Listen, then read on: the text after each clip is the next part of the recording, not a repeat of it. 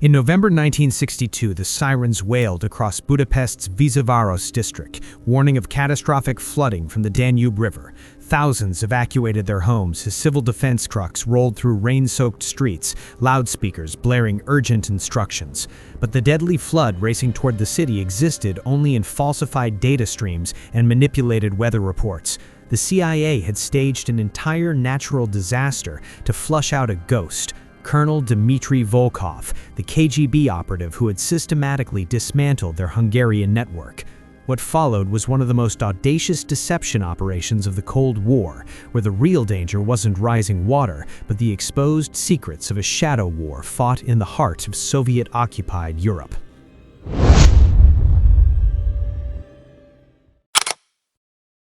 The autumn rain hammered against the windows of the American embassy in Vienna like Morse code from an anxious god.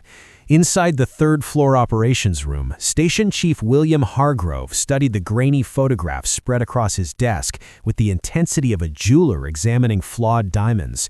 Each image showed the same thing: dead drops in Budapest, surveillance photos of known KGB operatives, and most disturbingly, 3 burned CIA assets in as many months.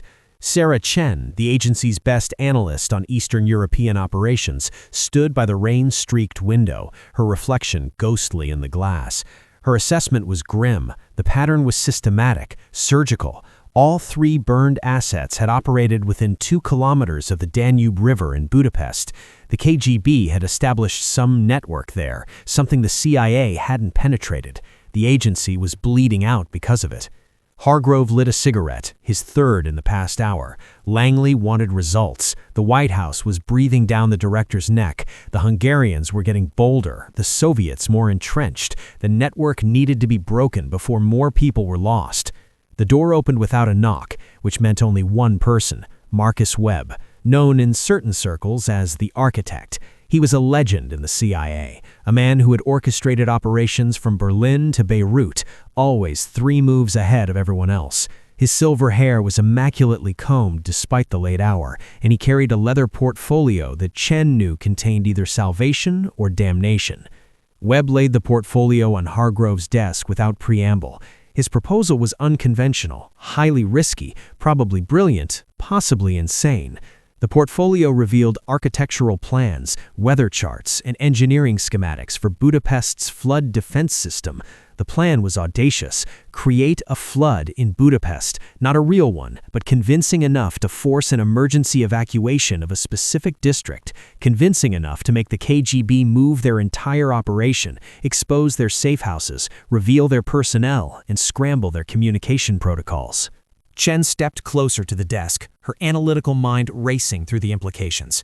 Webb was proposing to stage a natural disaster, a controlled crisis, he corrected. The Danube flooded regularly. It was part of life in Budapest. The last major flood was in 1954, but minor evacuations occurred every few years.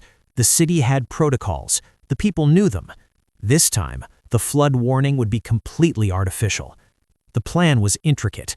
The CIA had assets in the Hungarian Meteorological Service from an operation 2 years prior. They could fake weather data. They had contacts in the city's emergency management office, people who owed favors or needed money. They could trigger alarm systems. And they had technology to make water levels appear higher than they actually were, at least on monitoring equipment. Webb's target was specific: the Víziváros district, the water town on the west bank of the Danube. Old buildings, narrow streets, historically vulnerable to flooding. According to Chen's analysis, it was also the heart of KGB operations in Budapest. Chen pulled one of her own maps from the stack and laid it over Webb's plans. The overlay was almost perfect. The pattern of losses, the suspected safe houses, the known KGB surveillance posts, they were all concentrated in Víziváros. The KGB had chosen the location for its advantages: a warren of old buildings with multiple exits, cellars connecting to medieval tunnels, enough legitimate traffic to provide cover. But it was also vulnerable. When flood warnings came, they would have to move, and the CIA would be watching. The operational timeline was aggressive. 3 weeks. They needed to prepare the groundwork, position their people, and wait for the right weather conditions. Real rain, real wind, real clouds over the Carpathians were necessary. The fake data had to blend seamlessly with genuine atmospheric conditions, or the KGB's own meteorologists would detect the deception. Webb's intelligence source indicated urgency. The KGB was already planning to relocate their operation, getting too much heat from the local government, too many questions about their activities. If the CIA didn't flush them out immediately, they would disappear into the countryside, and the agency would be back to square one with more dead agents. The room fell silent, except for the rain's percussion against the windows. Hargrove reached for another cigarette, then thought better of it. The requirements were extensive. Technical specialists to hack flood monitoring systems, native Hungarian speakers to pose as civil defense workers, surveillance teams to track every evacuee, safe houses to debrief anyone they could flip. Most importantly, they needed authorization from Langley. If the operation went wrong, it could become an international incident. But if it went right, it could break the KGB's network in Hungary wide open. Chen's mind was already organizing the logistics. They would need cover identities, vehicles, communication protocols that couldn't be intercepted. The KGB would be paranoid during an evacuation, looking for surveillance. Webb produced another set of documents. The surveillance wouldn't be traditional. They would let the KGB come to them. Refugee collection points would be established, emergency shelters, places people naturally went during crises. CIA operatives would be inside, documenting everyone who passed through, cross-referencing faces with known KGB personnel. The Hungarian government presented another complication. Officially, they wouldn't know about the operation. Unofficially, friends in the Interior Ministry understood that the KGB presence threatened Hungarian sovereignty as much as American interests. They would look the other way as long as the CIA remained discreet and didn't actually damage anything. Hargrove stood and walked to the window where Chen had stood earlier, looking out at the Vienna night. The risks were catastrophic. If the operation was exposed, if one person died because of a panic they created, if the Soviets figured out what they did, the diplomatic fallout would be devastating. But the alternative was worse.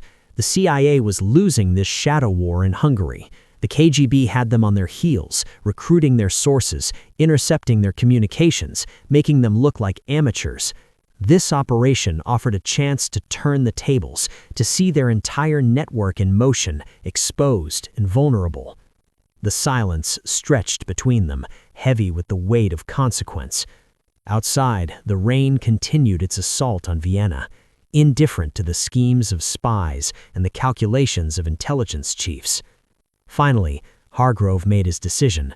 Webb would draft the operational plan with full details. It would go to Langley in the morning. Chen would build the surveillance architecture, identifying every camera angle, every choke point, every place a fleeing KGB officer might go. Webb would recruit his team quietly, nothing on record until authorization arrived. Hargrove's final instruction carried an edge of rogue determination. If Langley refused authorization, they would proceed anyway and apologize later. Sometimes in the intelligence business, it was easier to ask forgiveness than permission. 3 weeks later, the operation had a name, Flood Protocol.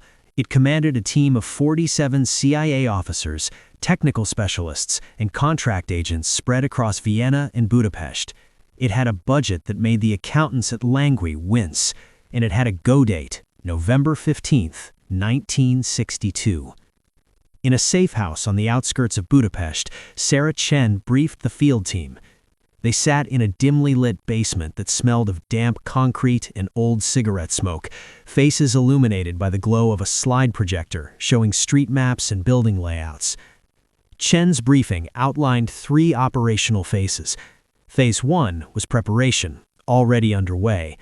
3 CIA assets inside the flood monitoring station on Margate Island, legitimate employees on the payroll for 2 years, would begin introducing false data into the system. Small discrepancies at first, nothing alarming, just enough to establish a pattern of rising water levels.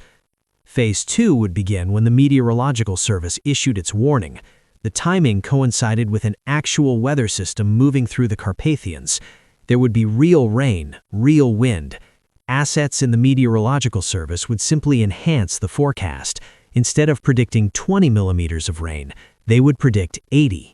Instead of suggesting minor flooding in low-lying areas, they would warn of catastrophic flood conditions. A young field officer named Tom Brennan raised concerns about government verification. Chen's response was reassuring. The beauty of flood warnings was their demand for immediate action. By the time anyone thought to double-check the data, the evacuation would already be underway. The fabrication wasn't complete. There would be real rain, real rising water levels. They were just exaggerating the scale of the threat. Phase 3 was the harvest. Once the evacuation order went out, people would move. The KGB had contingency plans for such scenarios, but they would be forced to implement them immediately. Waiting could mean being trapped. Surveillance would cover every major exit point from the district. Cameras, spotters, license plate readers. Every person, every vehicle, every destination would be documented. A Hungarian émigré named Laszlo Kovacs noted the obvious. The KGB would use the evacuation as cover for their own operations, blending with the civilian population. Chen confirmed this was precisely the objective. Currently, the CIA didn't know all the KGB operatives or all their safe houses. During an evacuation, they would have to show their hand. They would move to secondary locations, contact handlers, retrieve documents and equipment. Every action would reveal something previously unknown. Marcus Webb entered the room, bringing with him the energy of a man who thrived on the edge of chaos. The technical preparations were complete. Acoustic sensors had been placed in storm drains beneath 3 key streets in Víziváros. They wouldn't pick up conversations, but would detect unusual foot traffic in vehicles stopping where they shouldn't. The district's closed-circuit television system, installed by the Hungarians for traffic monitoring, had been compromised and now served CIA purposes. Webb indicated several buildings marked with red circles on the map. These were observation posts, empty apartments rented through cutouts, commercial spaces leased under false names. Each provided a view of KGB suspected locations. When the evacuation happened, they would have eyes on every move the KGB made. Brennan expressed concern about civilian casualties. If they were creating a panic, people could be hurt, elderly people, children. Webb's expression hardened as he outlined the humanitarian safeguards. Teams were positioned to assist with the actual evacuation, medical personnel, people with vehicles to help the elderly and disabled. Their cover was Western journalists and humanitarian workers who happened to be in Budapest. Helping with the evacuation provided access and credibility while ensuring no one actually got hurt. Another operative asked about KGB detection. Webb's assessment was confident. The KGB would be too busy evacuating their own operation to worry about humanitarian workers helping old ladies across the street. Besides, half of Budapest assumed Western journalists were spies. It was almost expected. As long as they avoided overtly suspicious behavior, they would blend naturally. Chen resumed control of the briefing. Each operative had a specific role and area of responsibility. Some would be in observation posts with cameras and telephoto lenses. Some would work the streets, helping with evacuation while documenting faces and license plates. Some would staff refugee centers, conducting interviews and building dossiers. Everything learned, every detail observed would be reported through established channels, dead drops, coded messages, standard protocols. She paused, letting the weight of their mission settle over the room. The operation was unprecedented. They were manipulating an entire city, creating a crisis that didn't exist, all to expose a network of enemy agents. The ethical implications were significant, but so were the stakes. 3 CIA officers were dead because they didn't know enough about KGB operations in Hungary. This was their chance to change that. Webb added a final note about operational security. If anything went wrong, if the operation was compromised, the official line was simple. They were investigating reports of unusual KGB activity in Víziváros and decided to observe during the flood evacuation.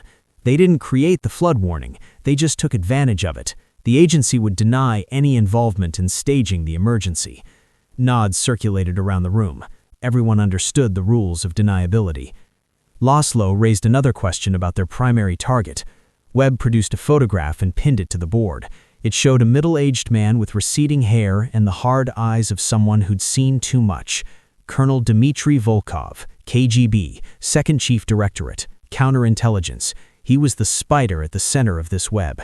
For the last year, he'd been running an operation out of Budapest that systematically dismantled their network.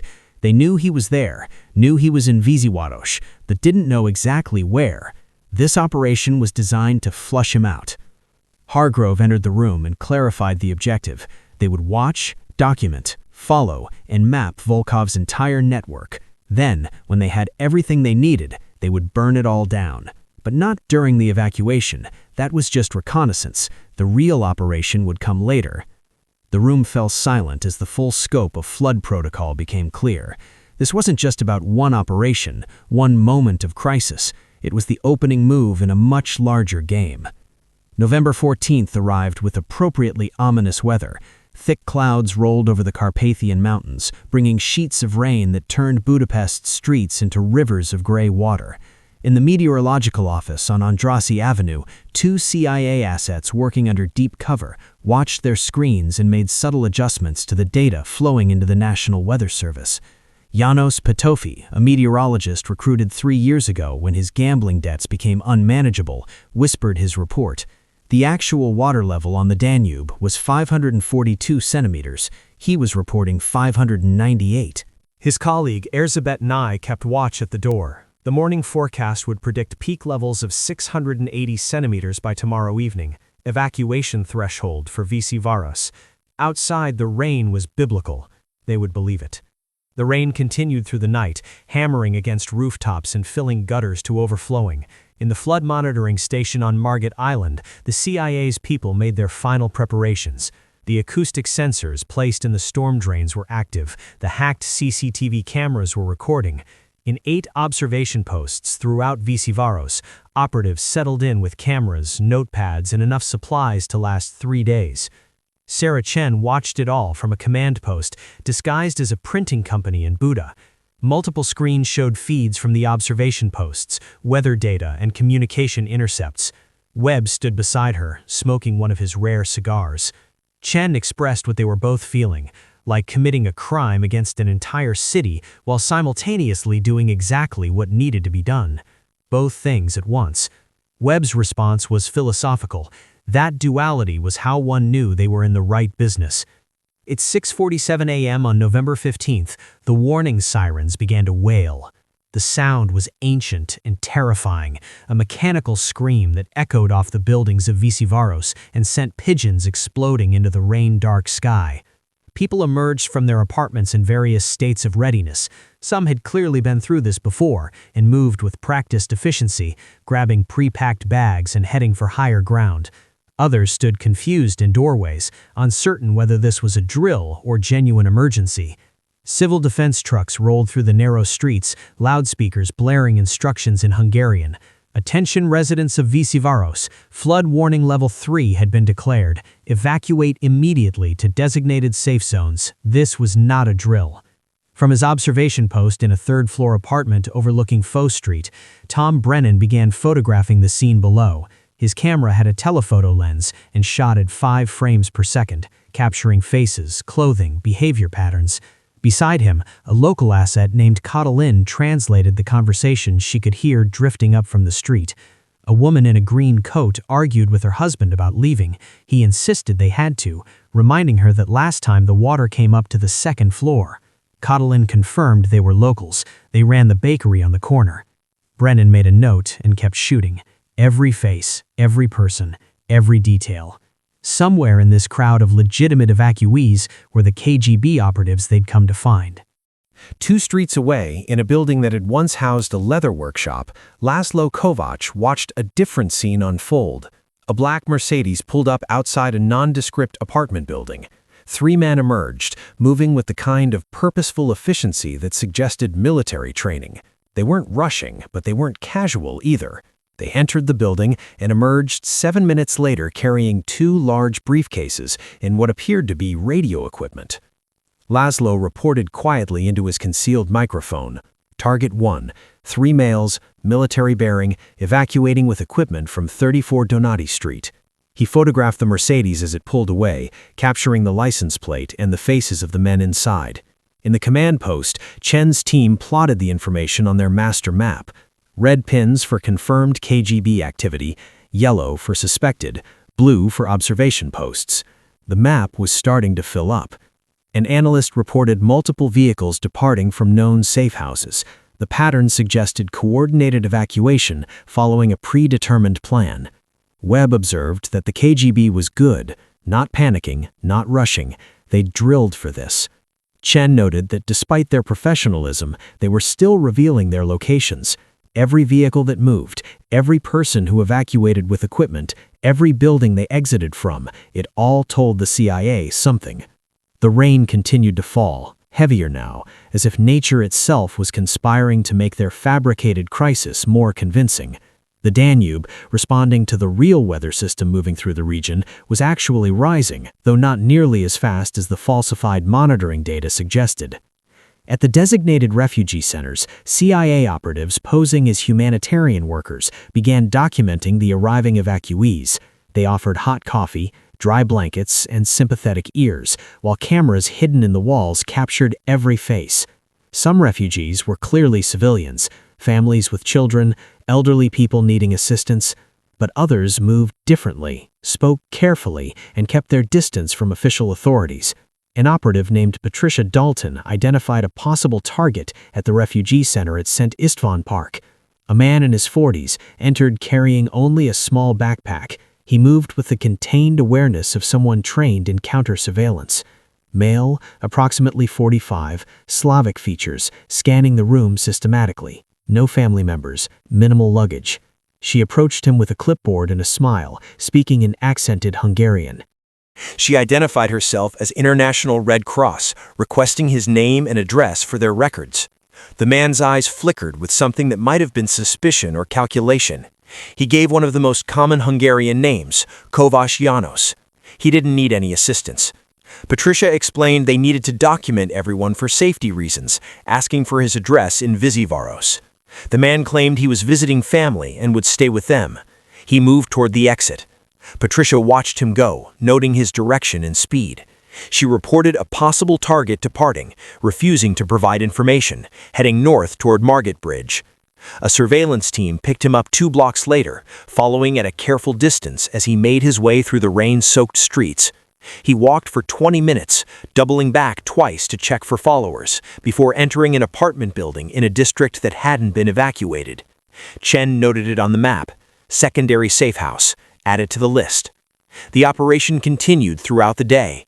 As the fake water levels continued to rise on the monitoring equipment, the evacuation intensified. By early afternoon, most of Víziváros had been cleared. The streets looked like a ghost town, windows dark, doors locked, only the occasional civil defense patrol or media crew visible. And in the midst of the chaos, the CIA was harvesting an intelligence bonanza. They documented 17 suspected KGB safe houses, identified 32 possible operatives, and mapped a network of secondary locations that stretched across Budapest.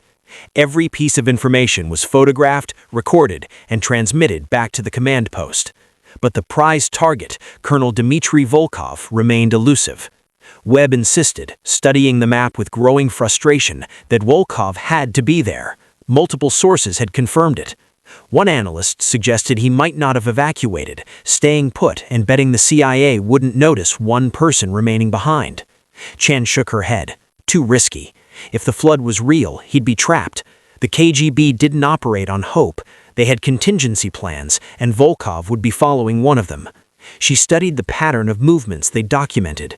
Most KGB operatives had moved to secondary safe houses in the outer districts. A few had gone to diplomatic facilities with official cover. But there was a third pattern, subtle but present. Several operatives had moved toward the embassy district, but not to the Soviet embassy itself. Chen pointed to a cluster of buildings near the Romanian embassy, 4 different operatives, all heading to approximately the same area, but not gathering in one place. It was a dispersed command post.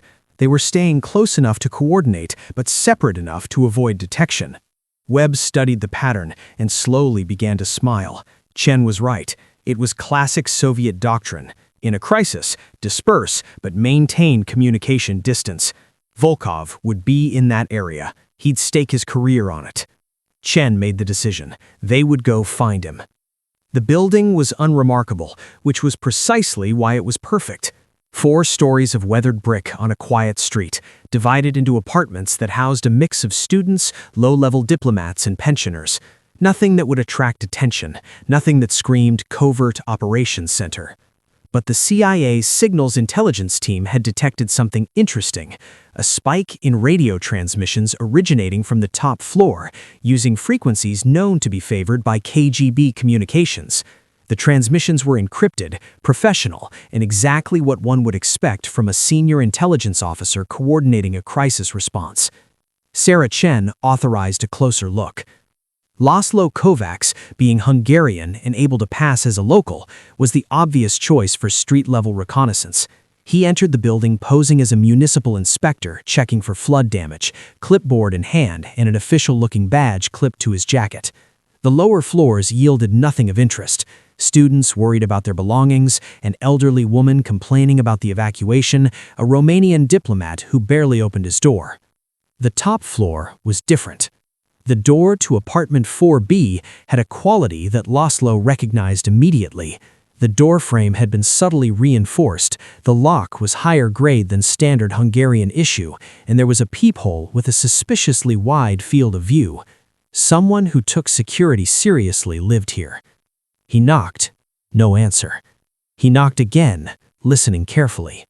From inside came a faint sound, the rustling of paper, the soft click of something being closed. Someone was definitely home. The door opened a crack, chains still engaged. A woman's face appeared, middle-aged, severe features, eyes that assessed Laszlo with professional efficiency. Laszlo presented himself as a municipal building inspector in Hungarian, holding up his badge. He needed to check all buildings in the area for structural damage from the storm. The woman stated the building was fine, no damage. Laszlo explained he still needed to verify for insurance purposes. It wouldn't take more than 5 minutes. The woman's expression didn't change, but Laszlo sensed calculation behind her eyes. A normal resident would either comply or argue more forcefully. This woman was weighing options, considering variables. She demanded to see official authorization. Laszlo produced a forged document prepared for exactly this scenario. It showed full authorization from the municipal building office. The woman studied the document carefully, looking for any flaw that would justify turning him away. Finding none, she reluctantly removed the chain and opened the door. The apartment was sparse, functional, with the kind of impersonal quality that suggested it was used for work rather than living. Laszlo's trained eye caught several telling details: maps of Budapest on the wall, marked with notations in Cyrillic, radio equipment partially covered with a sheet in the corner, and most tellingly, 3 different coats hanging by the door, all in different sizes. This wasn't a residence. It was an operational headquarters. Laszlo announced the inspection would be quick, moving toward the windows to check for structural cracks as his cover story demanded. As he worked, he memorized everything: the layout of the rooms, the placement of furniture, the sightlines to adjacent buildings. And then he heard it, a male voice from the other room, speaking in Russian. The woman's expression hardened as she responded that it was a building inspector who would be gone in a moment. But Laszlo had already recognized the voice. He'd listened to enough intercepted recordings to know it anywhere. Colonel Dmitri Volkov was in the other room. Laszlo kept his expression neutral, continuing his fake inspection while his mind raced. He was alone in a KGB operational headquarters, having stumbled upon their primary asset. One wrong move, one suspicious gesture, and he'd never leave this building alive. He announced that everything appeared to be in order, no structural damage. They were lucky. The woman opened the door for him, eager to have him gone. Laszlo nodded and stepped into the hallway, forcing himself to walk at a normal pace toward the stairs. Every instinct screamed at him to run, but he maintained his cover, even stopping to inspect the hallway walls before descending to the 3rd floor. It wasn't until he was 2 blocks away, speaking into his concealed microphone, that he allowed himself to breathe normally. His report was succinct. Jackpot. Colonel Volkov was in apartment 4B, 47 Bathyany Street. Multiple occupants, equipped with communications gear. It was their command post. In the command center, Sarah Chen felt a surge of triumph so intense it was almost dizzying. She ordered confirmation in visual verification. Within an hour, 3 observation posts had been established in buildings with sight lines to apartment 4B. Long-range cameras were positioned, laser microphones aimed at the windows, and a team of Russian-speaking analysts put on standby to interpret any intercepted communications. The surveillance revealed a steady flow of activity. Throughout the afternoon and evening, 8 different individuals entered and left the apartments, most carrying equipment or documents. Volkov himself appeared briefly at the window, speaking on what appeared to be a radio handset, his gestures suggesting he was coordinating multiple elements. Webb observed that Volkov was running the evacuation like a military operation. The timing was precise. Every agent checked in, received instructions, and departed. It was like watching an orchestra conductor. Chen noted this meant he was focused on the crisis, not on counter-surveillance. This was their window. They needed to identify everyone who entered that apartment, every face, every name, every connection. By the time this operation ended, they would know his entire network. The observation continued through the night. The CIA teams worked in shifts, documenting every detail, cross-referencing faces with known intelligence databases, building a comprehensive picture of KGB operations in Hungary. But as the hours passed, Chen began to notice something troubling. The KGB's evacuation procedures were too smooth, too professional. They weren't making mistakes, despite the chaos of the fake flood, despite being forced to implement emergency protocols. They weren't exposing vulnerabilities the way she'd expected. She admitted to Webb that they were good, better than anticipated. Webb pointed to a series of photographs showing one particular operative, a younger man who'd visited the apartment 3 times in 4 hours. He was nervous, constantly checking over his shoulder, carrying his briefcase like it contained the crown jewels. Whatever he had, it was important enough to make him sloppy. Chen studied the photographs. Webb was right. The young man was betraying classic signs of stress, elevated situational awareness, protective body language around the briefcase, accelerated walking pace. She asked if they could intercept him. Webb acknowledged it was risky. If it went wrong, they'd blow the entire operation. Chen countered that if it went right, they might get documentation, codes, something that would break the KGB's security wide open. Webb considered this, weighing probabilities and consequences. He authorized it, but demanded it be clean. The operative should be questioned and released within 2 hours, thinking he got lucky in a random police check. No indication this was connected to American intelligence. Laszlo got the assignment. He had the language skills, the local knowledge, and most importantly, the ability to think on his feet. As the young KGB operative left Apartment 4B for the 4th time that evening, Laszlo was waiting. The intercept happened 3 blocks from the safe house, in an area darkened by broken streetlights. Laszlo stepped out from a doorway in the uniform of a Hungarian police officer, another asset beside him for credibility. Laszlo requested papers in Hungarian, his tone bored and bureaucratic. The young man's hand moved toward his jacket, then froze as he calculated his options. Running would be suspicious, fighting would be catastrophic. He produced his identification papers, which identified him as a junior cultural attaché at the Soviet embassy. Laszlo ordered him to open the briefcase. The young man asserted his diplomatic status, claiming his belongings were protected by diplomatic immunity. Laszlo shrugged. If he had nothing to hide, opening it meant he could be on his way. Refusing meant calling a supervisor and spending the next 3 hours at the police station while lawyers argued about immunity. The calculation was visible in the young man's eyes. Diplomats got stopped by police occasionally. It was part of life in Budapest. Usually a flash of credentials and an assertion of immunity was enough, but sometimes, especially with street-level cops who didn't understand or care about diplomatic niceties, it was easier to comply with minor requests. The young man opened the briefcase. Inside were documents. Laszlo's trained eye caught glimpses of typewritten pages, photographic negatives, and what appeared to be a small code book. He pretended to examine them with the disinterested scrutiny of a cop looking for contraband, while actually memorizing as much as he could. Laszlo finally closed the briefcase and released him with a warning. Next time, inform the police before moving through an evacuation zone. He could have been mistaken for a looter. The young man grabbed his briefcase and hurried away, doubtless eager to report the incident to his superiors, while also hoping it was minor enough to avoid serious repercussions. Back at the command post, Laszlo described everything he'd seen in the briefcase. It wasn't much, but it was something. personnel lists, safe house addresses, what appeared to be communication schedules. Chan admitted it wasn't enough to break their codes or compromise their operations, but it confirmed their mapping. Every address in that briefcase corresponded to a location they'd identified through surveillance. Webb spoke with quiet satisfaction. They had them. They knew where they were, who they were, how they communicated. Phase 3 was complete. Now they just needed to decide what to do with all this information. On the morning of November 17th, the all-clear was given. The official bulletin from the Hungarian Meteorological Service announced that the storm system had weakened overnight. Rainfall totals were revised downward, and the Danube, having risen steadily but without urgency, was now reported to be stabilizing below danger thresholds. Residents of Víziváros could return to their homes. The sirens fell silent. By mid-morning, the district began to refill. Families returned with damp luggage and tired children. Shopkeepers unlocked doors and inspected windows. Elderly residents complained openly about false alarms and the overreaction of civil authorities.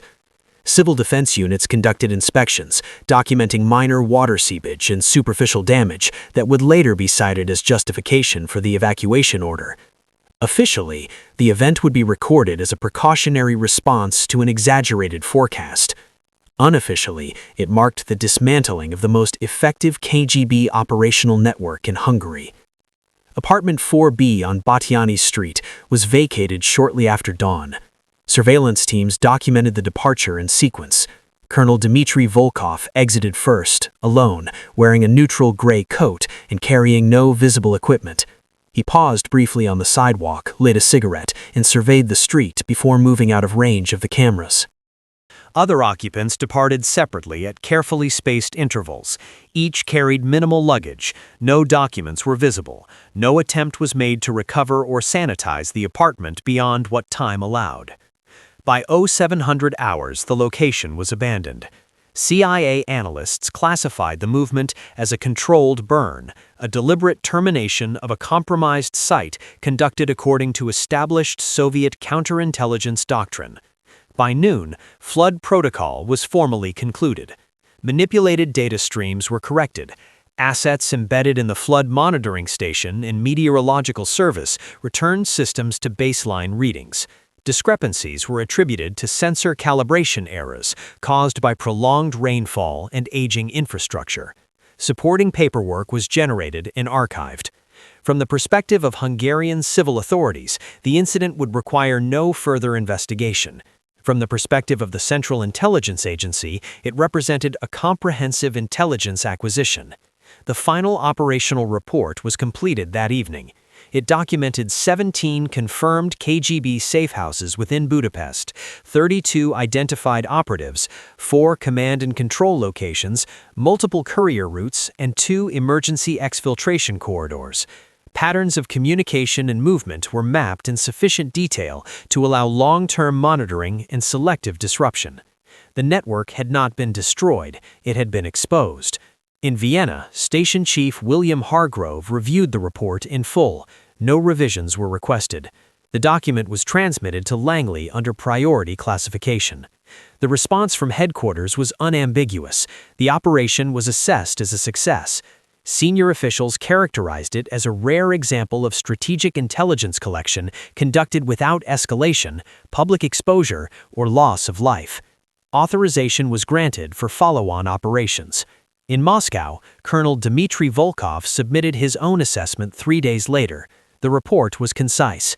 It noted the evacuation procedures, the anomalous density of Western observation during the crisis, and a pattern of encounters that, when taken collectively, suggested coordinated exploitation rather than coincidence. The concluding assessment was brief.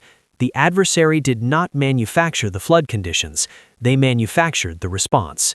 The report was reviewed, filed, and acted upon. Budapest was designated a compromised environment. Assets were rotated. Operations along the Danube corridor were suspended pending restructuring. Volkov was reassigned to a different theater. There was no formal censure. There was no commendation. Within a week, Víziváros had returned to routine. The bakery reopened. Traffic resumed along the embankment. Children played near the river under the supervision of parents who would later describe the evacuation as an inconvenience, an unnecessary scare, a bureaucratic failure. No marker recorded the event. No official history would acknowledge it. The district would remember the flood that never came and forget the one that did, quietly, invisibly, and with lasting effect. In the months that followed, the intelligence harvested from flood protocol would prove its value. The CIA's understanding of KGB operations in Eastern Europe improved dramatically. Networks that had operated in darkness were now mapped, their patterns understood, their vulnerabilities identified. 3 separate operations were launched using the information. 2 succeeded in recruiting key Soviet assets. 1 resulted in the exposure of a Hungarian intelligence officer who'd been feeding information to Moscow for years. The losses that had prompted Webb's audacious plan were avenged. The bleeding stopped.